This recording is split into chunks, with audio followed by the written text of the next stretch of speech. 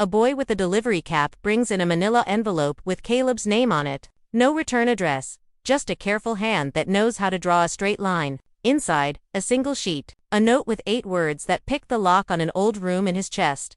I'm here for the truth, not to hurt you. The signature is just an initial, but it does not need more. Caleb folds the paper once, then again, like it might break if he is rough. He feels something sharp and bright sweep through him, not joy, not fear, a clean edge, like the first cut of a new blade through rope that needed cutting long ago. He leaves Maggie's with the letter in his pocket, and the sky turned darker than it should be at this hour. The wind comes up quick, tossing leaves across Main Street like a warning. He drives without the radio, letting the truck carry him where his mind is already going. Past the old mill, past the church with the chipped white paint, past the turnoff to the river again, where the water always says the same thing in 100 different ways. Keep moving. He takes the long road to the ridge where the Peterson fence runs like a scar along the hill. At the top, he kills the engine and sits in the quiet. Down in the hollow, lights glow in a house that has been empty for years. 1 window, then 2, then the porch. He does not step out yet. He lets the night settle on his shoulders and listens to his own breath. He thinks of promises kept and broken, of the days he and Ashley tried to outrun who they were, and the days they almost made it. He thinks of the people who stood with him when she left, and the man he had to become so the work would get done and the horses would eat. He is proud of that man. He is wary of the boy who still lives under the same skin. He tells himself he is here for one reason only, to find the truth she wrote about. He repeats it until it feels true. A car door closes in the valley. A figure crosses the porch, slow and sure, like someone who has decided not to fear the creak of old boards. He could drive away. He could wait for daylight and a safer talk. But the letter in his pocket warms like a coal. He starts the engine, and the sound breaks the thin glass of evening. Gravel shifts under the tires. The hill leans down toward the house, and the past leans up to meet him. The truck rolls to a stop at the edge of the Peterson property, its headlights cutting through the mist like questions with no answers. Caleb kills the engine and sits in the stillness. The only sounds are the soft hiss of cooling metal and the faraway cry of a nightbird. The house below looks alive again, warm light spilling from the windows onto the gravel path. It's strange, the same old walls, but something inside them hums different now, steady and sure, as if it's been waiting for him. He tells himself to breathe, to take this one step at a time, but his heart doesn't listen. Every part of him feels caught between 2 lives, the one that ended the day Ashley left, and the one that began when he decided to stop waiting for her. He grips the letter again, the one with her neat, careful handwriting. 8 words. That's all it took to undo years of silence. He's not even angry anymore, just curious, and tired of wondering.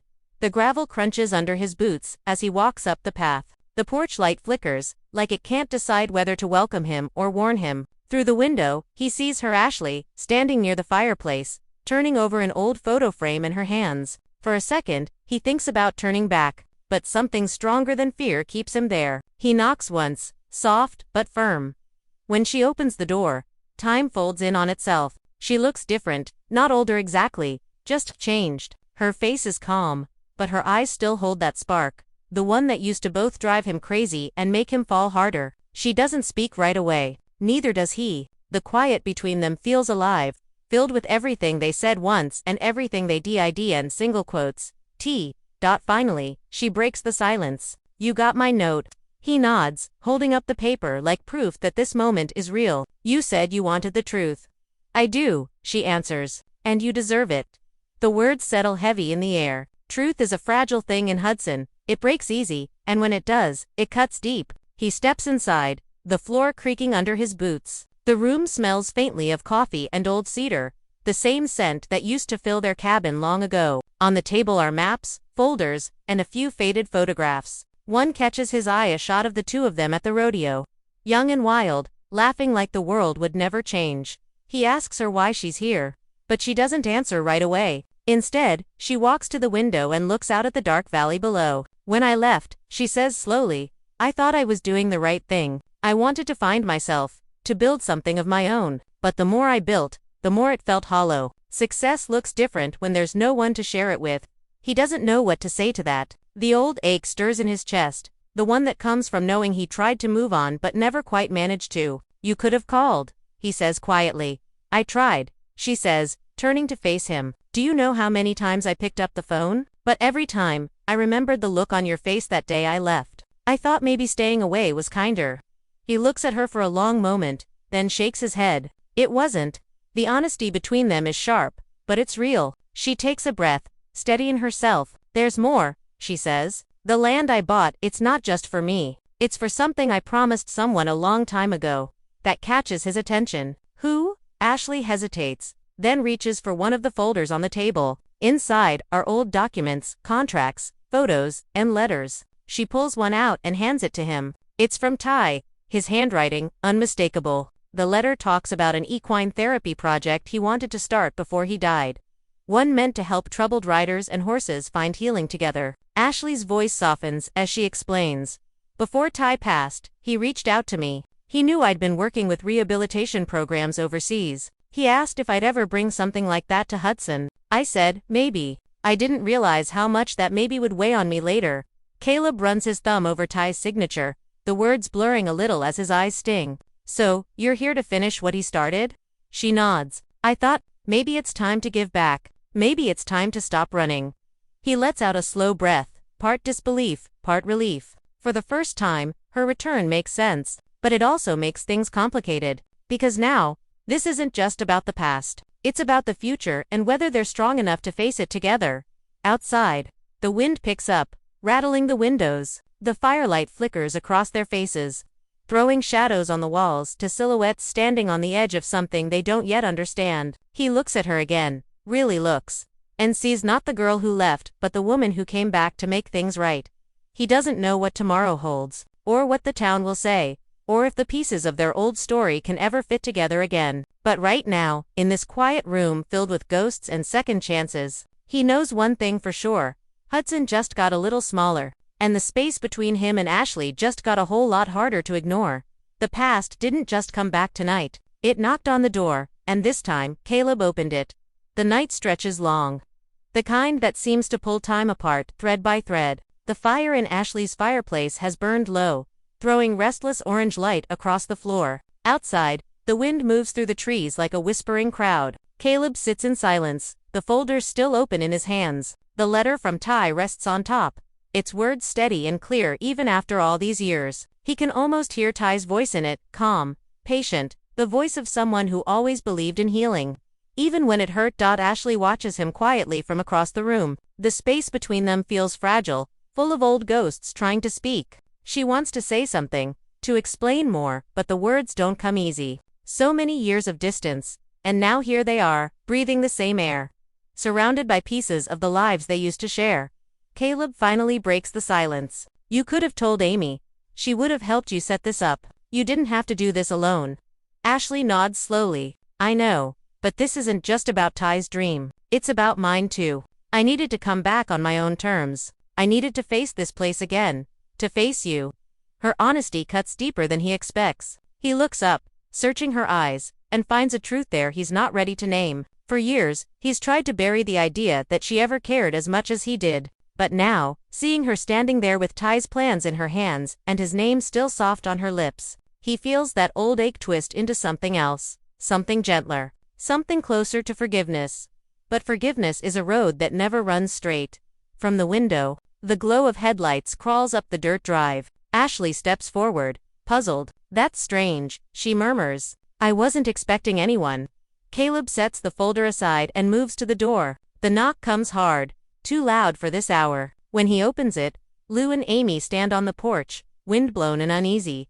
Caleb, Amy says, glancing past him into the room. We heard you were out here. We thought. She stops when she sees Ashley, her words fading into the hum of the wind. For a heartbeat, no one moves. The years of absence hang heavy in the air. Ashley breaks the silence first. Hi, Amy, it's been a long time.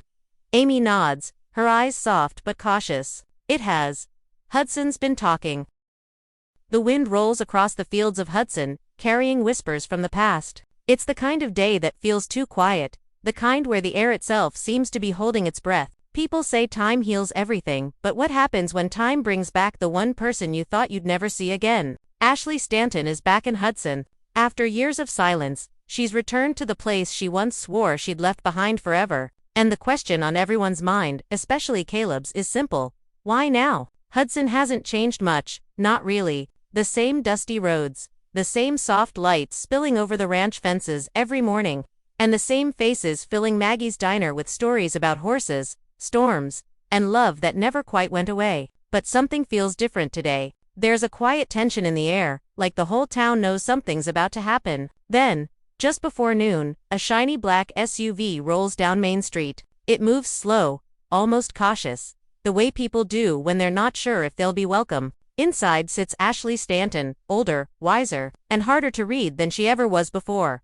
The sight of her catches the attention of nearly everyone in town. Old memories stir like dust in sunlight, whispers of who she used to be, and how she once left everything behind. Years ago, Ashley was the girl everyone talked about. She had the charm, the fire, and the kind of confidence that could make even the quietest person in the room look twice. But Hudson wasn't always kind to her. The people, the expectations, and her own mistakes had driven her away. Back then, when she said goodbye to Caleb, she didn't just leave him, she left a part of herself behind, too. Now, stepping out of that car, Ashley doesn't look like the same person. Her eyes carry stories she hasn't told. Her clothes, neat and expensive, say she's been somewhere far from this small town. Yet, under all that polish, there's something familiar. A trace of the girl who once dreamed of love and freedom, who laughed too loud and fought too hard. As she looks around Hudson, she feels the weight of old ghosts pressing on her heart. The ranch, the cafe, the streets, they all remember her. Even if she wishes they wouldn't, she takes a deep breath before walking into Maggie's. Conversations stop. Forks freeze halfway to mouths. For a second, it's like time folds in on itself. The only sound is the soft jingle of the doorbell above her. People exchange glances, some curious, some cautious, a few pretending not to care. But behind the counter, Lou can't hide her surprise. She wipes her hands on a towel, unsure whether to smile or stay quiet. Ashley gives her a polite nod, the kind that says, "I'm not here to cause trouble." But Lou's eyes say, Hudson remembers everything. Ashley orders coffee.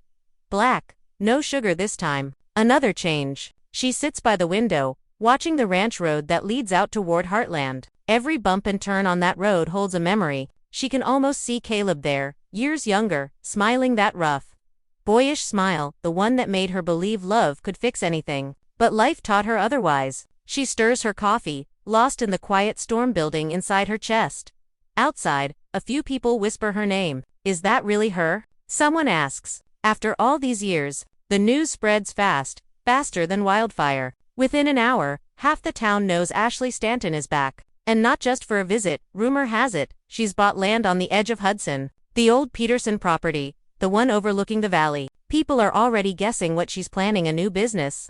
Maybe, or something more personal. But Ashley doesn't explain. She doesn't need to. She just sits there, calm and unreadable, sipping her coffee while the world around her buzzes with questions. Deep down, though, even she can't escape the truth. Coming back to Hudson wasn't part of her plan. Something or someone drew her here. And though she won't admit it yet, she knows this isn't just about business or land. It's about unfinished stories, buried feelings, and the kind of closure that only Hudson can give. The door opens again. A familiar laugh echoes from outside, deep, warm, and unmistakably Caleb's. For a heartbeat, Ashley freezes. Her hands tighten around the cup. She turns her head, just slightly, toward the sound. The years between them vanish in a single moment, replaced by the ghost of everything they once were. But Caleb doesn't see her. Not yet. He's laughing with a friend, stepping into the sunlight, unaware that the past he buried is sitting just a few feet away. Ashley exhales slowly, a small, sad smile curling on her lips. So it begins, she whispers under her breath. The road back to Hudson has only just started, and already, it feels heavier than she remembered. Caleb hears her name, the way a cowboy hears thunder over a hill he cannot see yet. It comes in little bits at first, carried by coffee talk and barn chatter. Someone at the feed store says a black SUV was seen on Main Street. Someone else says Lou served a woman who looked like a memory. By noon, the talk has a shape. By 1, it has a name. Ashley. He tries to keep working. The gelding needs a new shoe. The gate by the south pasture is leaning again. Simple chores, honest chores. But his hands don't move the way they should. The hammer misses the nail. The wire slips. He is a man built for steady work, and still the day feels slippery, like rain on old wood. He tells himself it's just news. Towns collect news the way fences collect dust. It settles, folks sweep, and life goes on. But this bit of news will not settle. It circles him, presses in, asks a question he cannot answer. Why now? He does not like that the question sounds like a plea. He does not like that a ghost of a younger self rises in his chest when he hears it. He thinks of the girl in a white dress and a stubborn smile. The one who loved fast and left faster, and he hates that the memory still has heat. He wipes his hands on a rag that used to be a good shirt, then tosses it over a rail like he is throwing the past away. It does not work. The rag falls and the day stays heavy. Amy finds him by the old truck. Where the hood is up though there is nothing wrong with the engine. She says his name once, soft, the way you speak to a nervous horse. He looks up and tries for a smile that does not land. She knows without asking. Hudson talks, and news travels the ranch like a wind that slips under every door. Amy tells him not to run from the feeling. Name it, she says. Say what it is. He shakes his head because he does not have a good word. It is not love, not the way it was. It is not anger either, not the sharp kind that burns and goes out. It is a slower fire, the kind that holds long after the flames are gone. Amy nods like she understands, because she does. Loss and love live side by side out here. They share a fence. Jack comes by with 2 mugs and one of his blunt looks. He sets the cups on the bumper and says the thing nobody else will say out loud. If Ashley is back, it is for a reason. People do not come to Hudson to hide. They come here to face something they cannot face alone. Maybe it is business. Maybe it is family. Maybe it is a heart that got tired of carrying itself. Jack says he has seen every kind of return, and most of them carry a cost. The trick, he adds, is to pay the right price, not the one regret asks for. Caleb nods because this is Jack's way. Simple words. Hard truth. The coffee is too hot, but he drinks anyway. It burns and helps. By late afternoon the sky is that flat silver color that means weather is thinking about changing. Caleb climbs into the truck without saying where he is going. He tells himself he needs nails, or feed, or twine, but the list is a lie and the road knows it. The tires hum the same old song past the same old fences, and every mile feels like a year he thought he had put behind him. He passes the turn to the river and feels the tug of an old fight, then an old laugh, then the echo of a kiss he had not planned but took like a man takes to rain in summer. With his face tipped up and his eyes closed, Maggie's is busy when he reaches town. The bell over the door rings like it always has. The floor creaks where it always does. Lou looks up and her face softens. There is a whole talk in her eyes, but she keeps it kind. She says he looks tired. He says the truck was running rough. They share the small lie because it keeps the ground under their feet. Then Lou says it, soft as a prayer, firm as a post. Ashley was here. She kept to herself. She bought coffee in silence. She sat by the window and watched the road like it owed her an answer. Lou waited for a word that never came. Caleb feels the room tilt a little, and sets his hand on the counter to steady it. He asks if Ashley looked well. Lou says yes, but not in the way people mean when they talk about beauty. She looked like someone who had learned to live with her choices and still carried them, neat and folded, in an invisible bag. He takes his drink to a corner table and listens to the murmur of the room. The talk drifts and loops, a small river of guesses. Someone says Ashley bought the Peterson land. Someone else says she met with a lawyer. One rumor says she is opening a training center. Another says she is here to care for a sick relative. Caleb lets the river run past him. He knows how water works. It makes noise. It finds its path. It leaves proof behind. What matters is not the sound, but the shape it makes in the ground. He thinks of that land above the valley. Good soil if you are patient. Harsh if you are in a hurry. Like a certain kind of love. Ashley gives a tired smile. Neither. I'm here to build something that matters. She explains about Ty's letter, the therapy project, the promise she's trying to keep. As she speaks, her voice steadies. For the first time, she sounds like someone who knows where she belongs. Amy's face softens. Ty would have liked that, she says quietly. He always believed horses could heal people the way they heal each other. Lou exhales, the tension easing just a little. Then you're going to need help, she says. Permits, supplies, volunteers. Hudson doesn't make anything easy. Ashley nods. I figured. I was hoping. Maybe Heartland could be part of it. The room goes still again. It's a simple request, but it carries the weight of 1,000 memories. Caleb looks at Amy, then back at Ashley. The idea sounds right and dangerous. Working side by side again would mean reopening wounds that barely scarred over. Yet something about the thought of it feels inevitable. Amy's the first to speak. If this is for Ty, I'm in, she says. But only if everyone's honest about what they're here for. Caleb catches her meaning. She's looking at him when she says it. He nods, quiet but sure. I'll help, whatever it takes. Ashley meets his eyes, and for the first time since he arrived, there's no wall between them. Just two people who once broke each other and somehow found their way back to the same road. The night deepens. Amy and Lou leave with promises to talk more tomorrow. Their taillights disappeared down the hill, leaving silence behind. Inside, Ashley and Caleb stand by the window.